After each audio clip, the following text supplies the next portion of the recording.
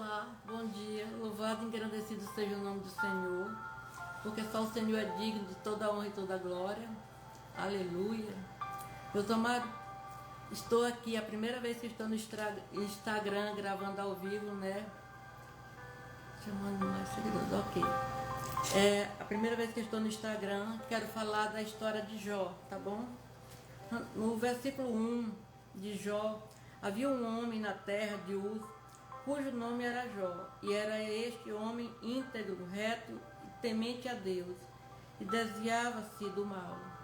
Jó se desviava do mal sempre. E nasceram-lhe 7 filhos e 3 filhas, e seu gado era de 7.000, sua ovelha e 1.000 ovelhas, 3.000 camelos, 500 juntas de boi e 500 jumentas, certo? Era também muitíssimo os servos, seu serviço, de maneira que este homem era maior do que todos do Oriente, certo? Jó era um homem do Oriente e ele tinha tudo, certo? Ele era um homem muito rico para aquela época, certo? Mas nós vamos falar aqui dele, né? A biografia de Jó. Então, a história de Jó é uma das mais conhecidas da Bíblia e está registrada no livro do Antigo Testamento, que traz seu nome. Algumas questões sobre quem foi Jó, né? Causa muita curiosidade nas pessoas, especialmente com a relação à data em que ele viveu e a cidade onde morava. Neste texto conhecemos o que a Bíblia nos informa sobre a biografia de Jó. Quem foi Jó? Jó foi um homem muito rico que viveu na terra de Uz, como eu falei, certo? E a localização dessa cidade é incerta, porém uma das possibilidades mais aceita entre os estudiosos é de que Uz ficava em uma região do leste da Judéia e talvez fronteira com o deserto, porém era uma terra propícia para a criação de gado e agricultura. Jó 1, 3 a 14. A Bíblia nos diz que Jó era íntegro, reto e temente a Deus. A prova da fidelidade de Jó pode ser vista na afirmação de que ele desviava-se do mal. Ele se desviava do mal. Jó capítulo 1, versículo 1. O próprio Deus testemunhou que Jó era o homem mais piedoso e correto que viveu na terra em sua geração. Jó inicialmente tinha 7 filhos e 3 filhas, como eu falei. Porém, no total, ele foi pai de 20 filhos, certo? Pois os primeiros 10 filhos morreram durante o período de intenso sofrimento, a qual ele foi submetido, mas depois Deus lhe concedeu que fosse pai de outros filhos. Jó era casado, apesar da Bíblia não revelar o nome da sua esposa, segundo o texto bíblico, a família de Jó provavelmente era bastante unida, pois seus filhos visitavam uns aos outros em suas casas e fazia banquete, onde se confraternizava. Jó 1:4, certo? Jó era um pai que se preocupava com o bem-estar dos seus filhos e continuamente buscava a oração e continuamente buscava e orava a Deus de madrugada, consagrando seus filhos ao Senhor e oferecendo sacrifício em nome dele. Jó 1:5. Em que época ocorreu a história de Jó? Essa pergunta é muito difícil de responder, pois não há como determinar com certeza quem foi o autor do livro que traz seu nome, nem mesmo a data em que foi escrito. Existe uma referência a Jó no livro do profeta Ezequiel, certo? Onde ele o menciona ao lado de Daniel e Noé. Louvado seja o nome do Senhor. Desculpa. Existem algumas possibilidades do Daniel mencionado por Ezequiel não ser o profeta Daniel, mas sim um heróico rei mencionado num texto Ugarito, que viveu numa época muito remota. Se for este o caso, então Jó viveu em uma data tão tão recuada quanto aos outros dois personagens. A melhor possibilidade é de que Jó tenha vivido na era patriarcal, pelo menos é isto que alguns detalhes biográficos sobre ele parecem seguir. Como, por exemplo, o fato dele ter vivido cerca de 2 séculos, Jó 42:16, certo? E o papel que desempenhava é semelhante ao de Abraão como sacerdote da família, Jó 1:5. Confira Gênesis 15, 9 e 10.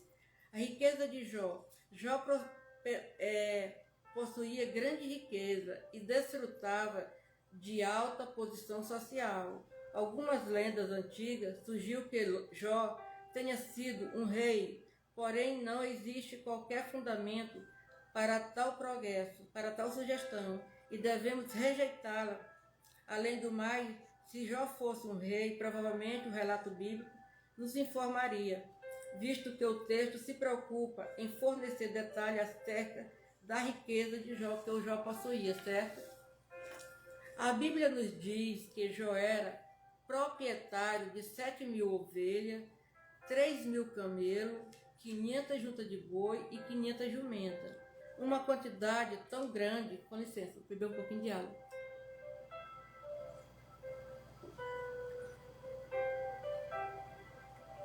Uma quantidade tão grande que o patrimônio dele era excelente, certo? Para cuidar de tantas propriedades, Jó contava com um número muito grande de servos a seu serviço, de modo que, somado tudo, Jó era o homem mais rico do Oriente Médio, certo? Jó 1:3. O sofrimento e a paciência de Jó. Segundo o texto bíblico, um certo dia, houve uma reunião nas regiões celestiais e os filhos de Deus foram se apresentar perante o Senhor. A melhor interpretação sobre a expressão filho de Deus nesse texto é de que se trata dos anjos. No entanto, por meio deles também estava Satanás. O autor, como é que a gente diz, o que vive nos acusando, né? Ele que havia vindo de rodear a terra e passear por ela. Entre parênteses, Jó 1:7. Então Deus perguntou a Satanás se Satanás havia observado Jó. Perceba que foi Deus quem iniciou a conversa sobre Jó, certo? Ou seja, não foi Satanás quem escolheu Jó, certo? Para o teste do sofrimento. Foi Deus que deu ele, porque ele ficou tentando ele, né? Percebe? Não foi Satanás que escolheu Jó para o teste do sofrimento, a qual foi submetido, mas o próprio Deus, certo? Então, diante do testemunho dado por Deus, da fidelidade de Jó, Satanás sugere que toda a sua integridade se desvie ao fato de Jó ser abençoado por Deus e possuir tantos bens quanto desejava, certo? Em outras palavras, Satanás estava acusando Jó de ser uma pessoa interesseira, de modo que sua fidelidade estava condicionada aos bens de Deus. Satanás ficava instigando que Jó só era íntegro porque ele tinha condição financeira, certo? De Deus, né? Então, lhe concedia por possuir, e que se caso tudo aquilo lhe fosse tirado, certamente Jó blasfemaria contra Deus. Satanás disse para Deus que se tudo fosse tirado, Jó ia blasfemar contra Deus, né? Então o Senhor permitiu que Satanás submetesse Jó a um teste, podendo tocar em tudo que possuía, exceto sua vida. Jó 1:12. Com a permissão de Deus, Jó perdeu todos os seus gados, os seus servos foram mortos a fio da espada. Jó 1:13-17. Como se isso não bastasse, tudo isso, seus filhos, que estavam todos reunidos na casa do seu primogênito, morreram quando um grande vento soprou sobre a casa e em que estava, e a casa caiu sobre eles, certo? Morreram todos. Diante de tanto sofrimento, Jó rasgou suas vestes, raspou sua cabeça, lançou-se sobre a terra e o adorou. E nessa hora que ele diz as conhecidas palavras, nu saí do ventre da minha mãe. No saí do ventre da minha mãe. E nu voltarei. O Senhor deu, o Senhor tomou. Bendito seja o nome do Senhor. Jó 1:21. A doença de Jó. Mais uma vez, os filhos de Deus se apresentaram perante Deus e no meio deles estava Satanás, certo? Novamente, o Senhor perguntou a ele sobre Jó e dessa vez ele afirmou que Jó não havia blasfemado contra Deus, pois ainda desfrutava de saúde. E Satanás, mais uma vez, acusou Jó, pois ele ainda desfrutava de saúde. Perdeu tudo, mas tinha saúde. Então Deus permitiu que Satanás tocasse na saúde de Jó, de forma que só não podia matá-lo. Jó 2:1-6. Assim Jó foi acometido de uma grande e terrível enfermidade. Não é possível sabermos que tipo de doença castigou Jó. Alguns estudiosos sugerem a elefantiase, eritema e varíola. A grande dificuldade de determinar o tipo da doença de se dar pelo fato de que a destruição dos sintomas é apresentado em um texto poético. Seja como for, o que sabemos é que Jó foi ferido com feridas malignas, desde a planta do pé ao alto da cabeça, Jó 2:7, certo? Apesar de essa descrição pode representar apenas um estágio da doença, a Bíblia também nos diz que Jó usava cacos para raspar, para poder se raspar, certo? Para poder se raspar. Então o ferimento era tão grande e custava muito, sofria muito com os ferimentos, que Jó se raspava com os cacos que ele achava, certo? O comportamento da mulher de Jó, ao ver o marido imenso em tanto sofrimento, a mulher de Jó o aconselhou a apressar o fim inevitável e amaldiçoar Deus, certo?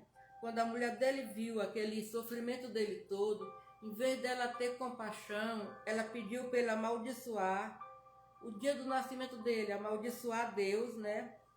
Ela pediu para ele apressar o seu fim inevitável e amaldiçoar Deus. Obviamente,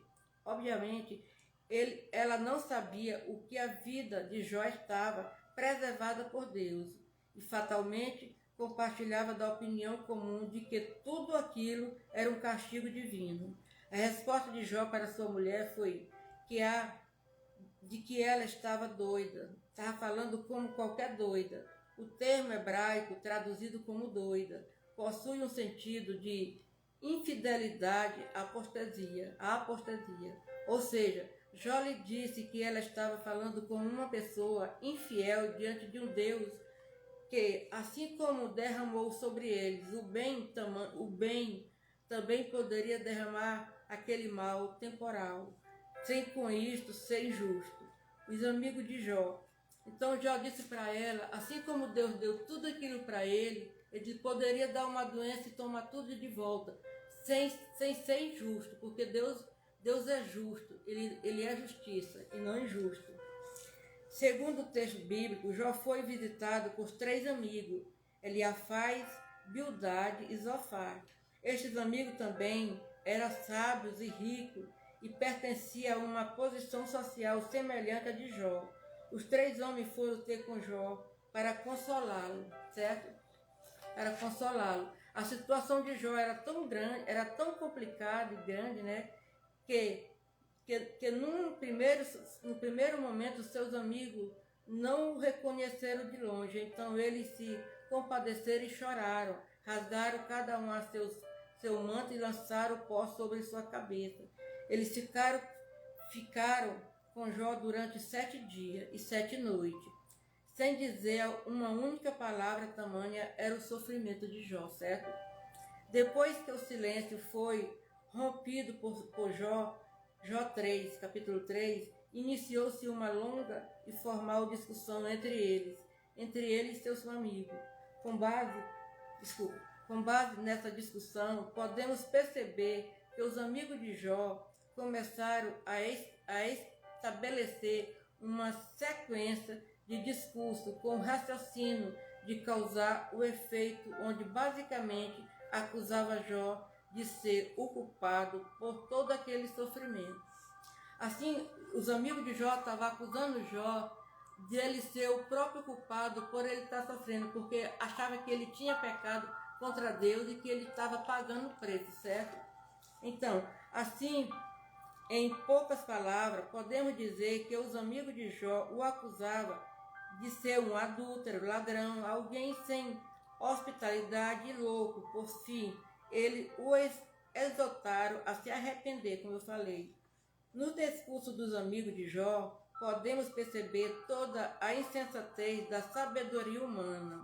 Jó 4:31.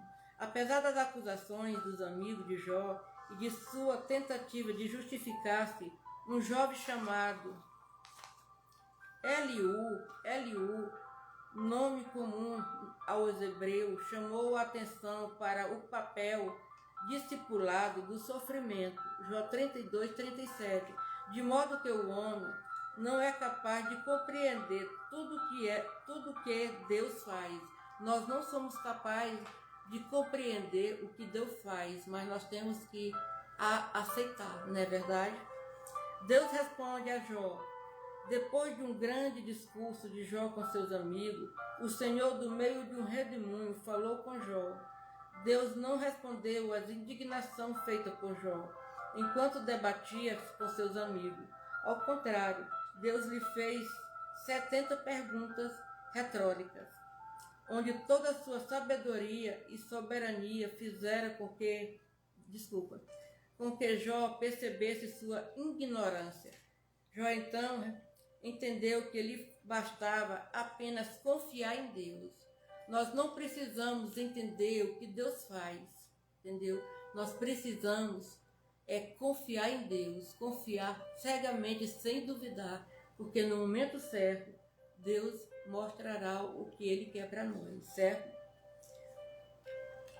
Então, basta apenas confiar em Deus, pois Ele tudo pode e nenhum dos seus planos pode ser frustrado. Jó 42:2. Louvado seja o nome do Senhor. Deus é o Senhor de tudo. Ele governa o universo e não necessita que ninguém lhe aconselhe de nada.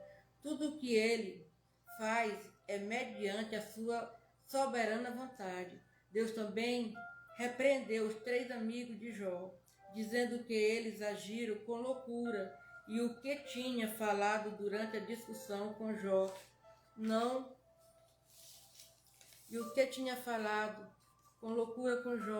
havia sido reto. Então o Senhor ordenou que eles fossem ter com Jó e oferecessem holocausto, e que pela oração de Jó eles não seriam castigados pela loucura que demonstraram. Jó 42:7-9. Então, meus amados, isso é mais um texto para nós refletirmos que quando a gente vê um irmão ou alguém, um irmão nosso, sabe, que nós todos somos irmãos, nós não podemos discriminar e nem podemos botar palavras na sua boca, dizer que ele fez isso ou fez aquilo. Se ele está passando por alguma provação, muitas vezes é permitido por Deus para que Deus seja glorificado nisso, certo? Como Deus foi glorificado, não é verdade? Então, Deus restaura Jó. A Bíblia diz, Jó teve que orar pelos amigos deles para que eles não fossem castigados por Deus. Então, a saúde dos amigos dele veio conforme a oração de Jó. Então, a Bíblia diz que quando Jó orava por seus amigos, o Senhor mudou a sua sorte, certo? E lhe deu o dobro de tudo que antes havia possuído. Deus restituiu o dobro para Jó.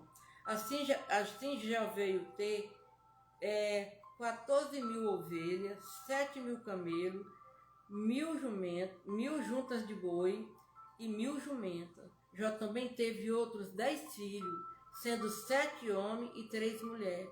As filhas de Jó se chamavam Germima, Késia e Querem Apuque, parece ser mais ou menos assim o nome, e foram as mais formosas mulheres em todo o Oriente Médio.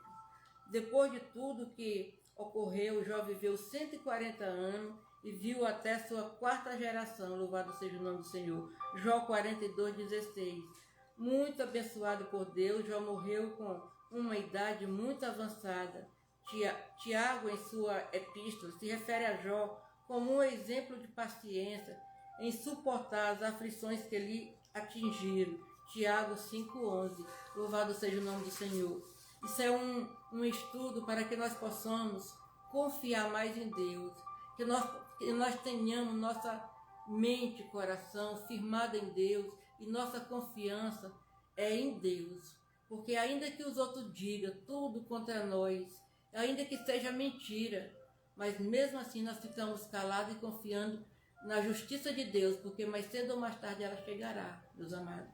Então, Jó foi um homem temente a Deus, e como temente, ele costumava orar nas madrugadas para entregar seus filhos a Deus, para entregar sua vida e seus pertences a Deus. Todos os dias ele orava de madrugada e se entregava com sua família a Deus. E orava pelos seus amigos também. Então Jó foi um homem íntegro diante de tudo. Hoje dificilmente a gente vê uma pessoa assim, um homem íntegro e justo, não é verdade? Porque o ser humano é falho, é muito falho o ser humano. Mas nós vamos pedir a Deus para que Deus nos dê a sabedoria de entender quando passarmos pelo sofrimento,